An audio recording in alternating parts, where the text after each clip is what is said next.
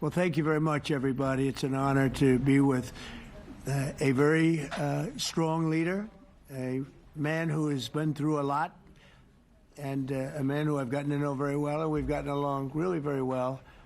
And we had a big call yesterday, as you know, with President Putin, and we'll be talking about it.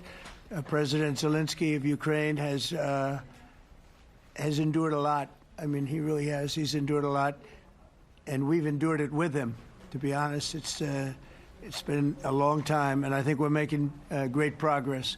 So we're going to be talking about that today. We'll be talking about what took place yesterday with my phone call with President Putin.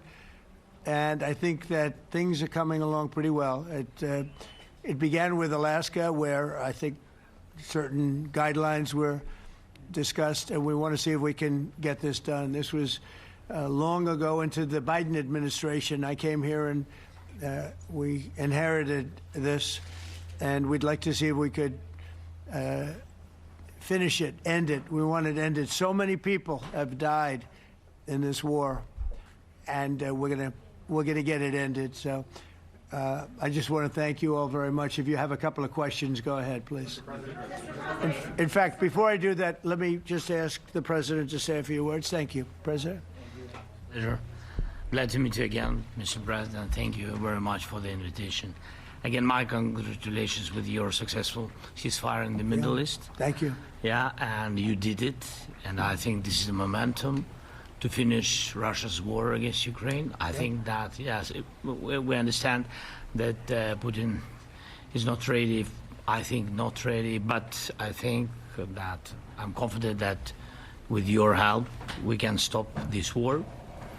And we really need it. We see that they don't have successful steps on the battlefield, and it's good. I think that their army is weak now, but a lot of losses. They have a lot of losses and in economy and people, and I think this is a very important moment. And I wanted to thank you, Mr. President, after our phone calls. Yesterday I had a good opportunity to meet with the big American energy companies, and they're ready to help us. Yes, after all these attacks on our infrastructure, Russian attacks, and etc. And I had also meetings, thanks to your team. We had meetings with a good military companies. We spoke about air defense, and I want to share it after with details where we are. Thank you. Thank you so much. Thank you very much. Mr. President. Very good. And I think it looks beautiful in his jacket. Yeah. It's beautiful.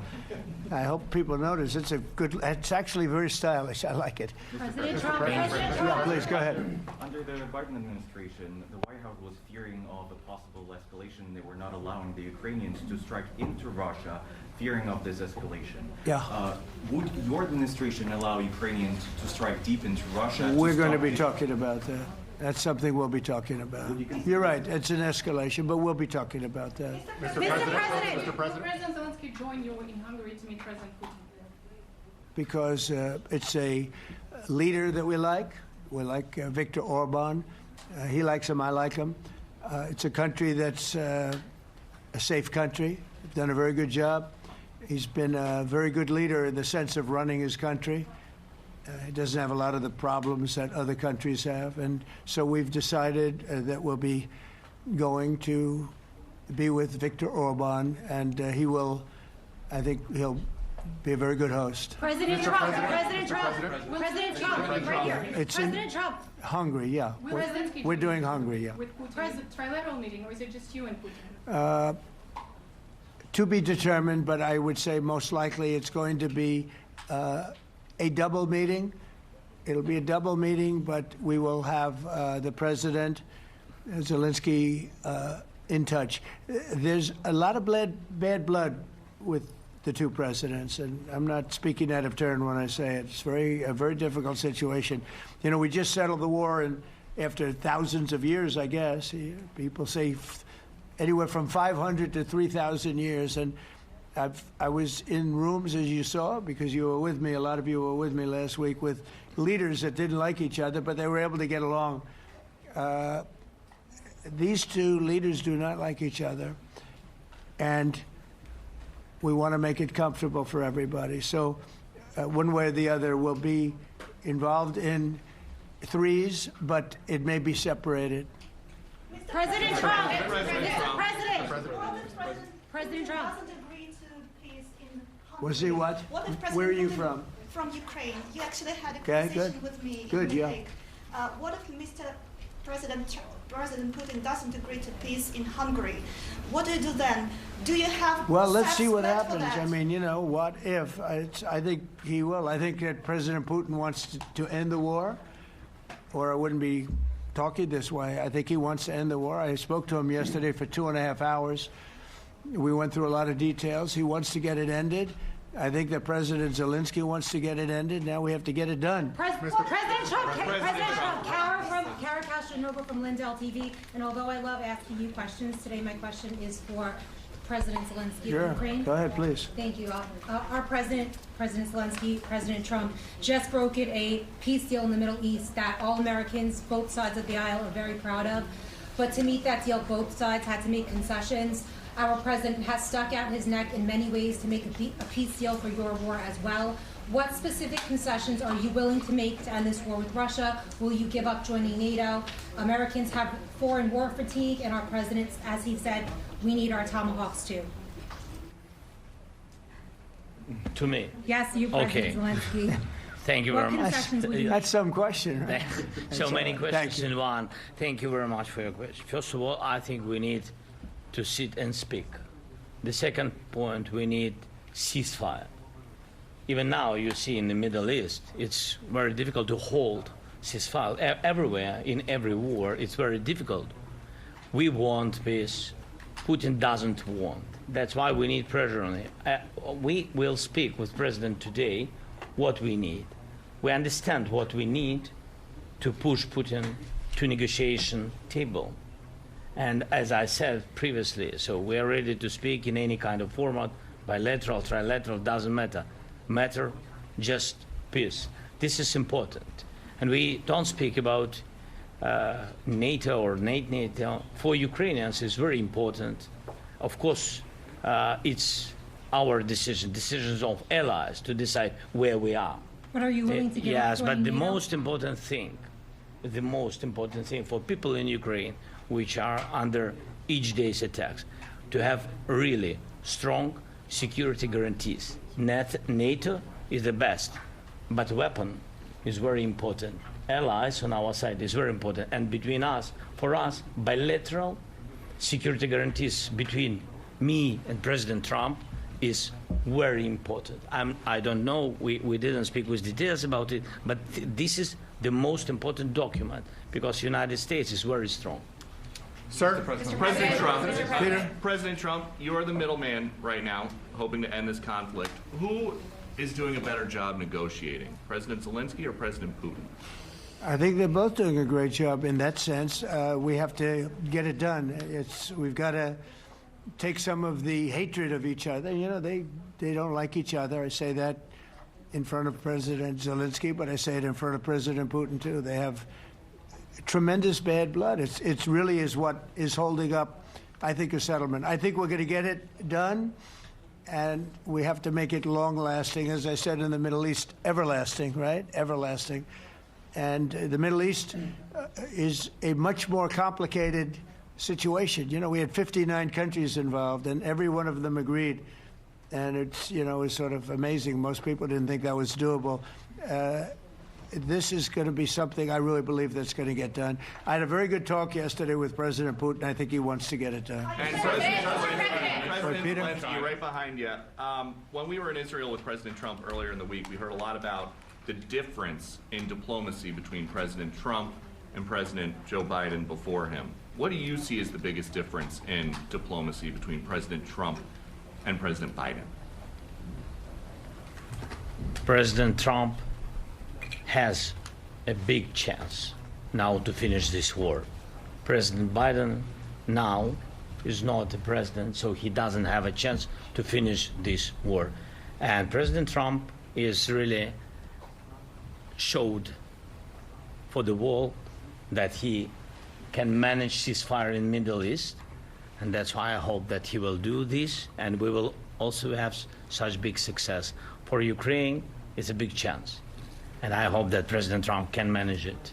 Are you ready to I would say the biggest difference is one is extremely competent and the other one is grossly incompetent. Mr. President. Sir, a few weeks ago in New York, when you two met, you said that you think Ukraine could ultimately take back all the territory that it's lost so far. Do you still think that's the case, or do you think there'll have to be some sort of You swap never of know. territories? Look, you know, war is very interesting. You never know, do you? You just never know. With war and peace, but you never know. Are you ready to President Trump? Missile. Please. Russia calls Tomahawk supply to Ukraine as an escalation, yet it continues using similar cruise missiles like Caliber and Yeah. even... Who are you with? Who are you with? You Ukraine? Yeah. But Russia continue even using the cruise missiles and also nuclear-capable ballistic missiles in Ukraine since 2022. So do you consider providing Ukraine with the Tomahawk or similar missiles as an opportunity to equalize the possibilities of Ukraine and Russia and push Moscow to the negotiation Yeah. table? Sure. We're going to be talking about that. That's why we're here. Okay? Fair question. Exactly as he told you to say it. But we're going to be talking about it. Okay? Yeah, please. What is your message to India and Hungary, who is still refusing? You said India and Hungary? Hungary. That's an India interesting. and Hungary. India and refusing Hungary. to It's stop an interesting buying- combination. refuse to stop buying Russian oil. Well, India is not going to be buying Russian oil anymore. And Hungary is sort of stuck because they have one pipeline that's been there for years and years and years, and they're inland. They don't have sea. They don't have sea. And I spoke with the very great leader of Hungary, and they are, you know, it's very hard for them to get oil. I understand it. Hungary's in a very interesting position because they can't have ports. You know, they're surrounded by land. So we'll see what happens there. But India will not be buying oil from Russia. And they've already de-escalated, and they've more or less stopped. They're pulling back. They bought about 38% of the oil, and they won't be doing it anymore. Mr. President Trump has been helping you in achieving peace in Ukraine. Who has? First Lady Melania Trump Yeah. has been helping in returning abducted Ukrainian children from Russian captivity. President Zelensky, do you appreciate those efforts? How do you assess them? And did you ask her to step in and to help you? No, she wanted to do it. She felt very strongly about the children, and she's done a really good job, I think, in bringing it to the fore. You know, we have a lot of children involved. Now, it's some people say it's 20,000, and some people say it's 300. There's a big difference between that, so nobody really knows. But she felt very strongly about the children. She thinks about the children all the time.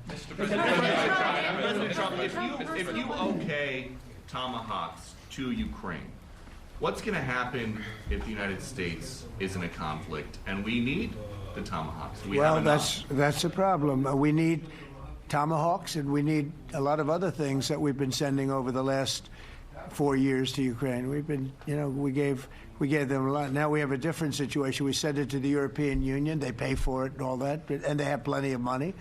But it's beyond the money. You know, we need Tomahawks, and we need a lot of other weapons that we're sending to Ukraine. And one of the reasons we want to get this war over is exactly that.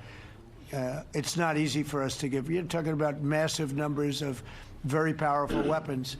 So that's one of the things we'll be talking about. Hopefully they won't need it. Hopefully we'll be able to get the war over with without thinking about Tomahawks. I think we're fairly close to that. Yeah, go ahead. Can I say, Yeah, please. just to understand. So for today, of course, we want to finish this war, but the war is another technological war. You don't use just Tomahawks. If you want to target a military goal, you need thousands of drones. It goes together with such missiles. Ukraine has such thousands of our production drones, but we don't have Tomahawks. That's why we need Tomahawks. But United States is a very strong production, and the United States has Tomahawks and other missiles, very strong missiles, but they can have our thousands of drones. That's why where we can work together, where we can strengthen American production. And so just so that I understand, so you're suggesting kind of a trade. If President Trump okays Tomahawk missiles to help you launch Yes, it's into about Russia, military goals. It's then you only would about let- military goals. Right, but then you would authorize some kind of an exchange where Yes, of course. the U.S. gets Yes, we have Ukrainian- proposition. Yeah, And we have big proposition President- with our drones. President Yeah. Trump, I don't mean to be brokering an arms deal here, but is that something that you would be interested in, Ukrainian drones? We are, yeah, we would. We have a lot of drones right now. We build our own drones, but we also buy drones from others, and they make a very good drone. I mean, drone warfare has really come to the fore over the last couple of years because of this war. I will say, there's nothing like the jets. You know, we knocked out a lot of drones in Israel. We were knocking them out for Israel, and we were doing it with extremely fast and powerful jets, following the drones and knocking the hell out of them. So, it's, you know, we know a lot about the drones, and we know a lot about the great jets, the great ones. The ones, well, and the B-52s, which were totally they were stealth. They were undetectable. So we have a lot of different weapons. And, you know, I have an obligation also, though, to make sure that we're completely stocked up as a country, because you never know what's going to happen. In war and peace, right? You never know what's going to happen. So we're going to be talking about Tomahawks, and would much rather have them not need Tomahawks. Would much rather have the war be over, to be honest, because, you know, we're in it to get the war over. We're selling a lot of different types of weapon, as you know, to the European Union. We're not in it for that. We're in it to get it over. We're losing thousands of people a week, thousands of people, Russian, Ukrainian, and mostly soldiers. I mean, mostly soldiers. But we're in it to see that end. And if we can end quickly, and I think we can. I mean, I had a very good talk yesterday. We're going to be talking about it. But I had a very productive talk yesterday with President Putin. We'll see what happens. But the war in the Middle East was far more complicated. We got that one done. And I think we have a good chance. I think President Zelensky wants it done, and I think President Putin wants it done. Now all they have to do is get along a little bit.